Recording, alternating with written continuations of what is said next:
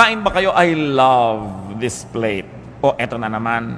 Dito na naman ako kakain sa gasgas na plastic na ito. Ba't hindi kayo magpunta ng magandang-gandang plato? O, ang dami yung magagandang plato, inaanay doon sa estante. Tinitira ng mga bubuyog at gagamba. No? Kailangan gamitin niyo yung mga magagandang bagay na yan. You should love life. Huwag yung gutay-gutay na ang inyong mga tuwalya, tapos ang gaganda nakatago. Ano nyo yun, di ba? Kailangan gamitin yun. Meron naman kahit tayo hindi mayaman, meron tayo niya magagandang tuwalya, mga pang-derby na mga bedsheet. Gamitin ninyo yan.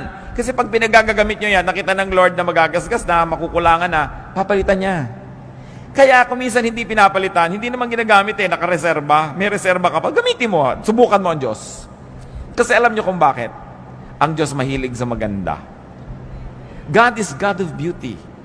Titingnan mo ang nililikha niya, mga bato, ang mga dahon, ang mga halaman, pati mga hayop. Ang gaganda. Kaya napakalaking kasalanan na pangit.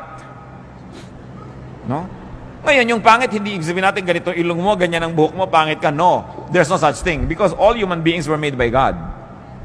So, ano man buhok mo, tuwid o kinky, lumalakad man yung suklay pag inilagay mo, ayaw lumakad.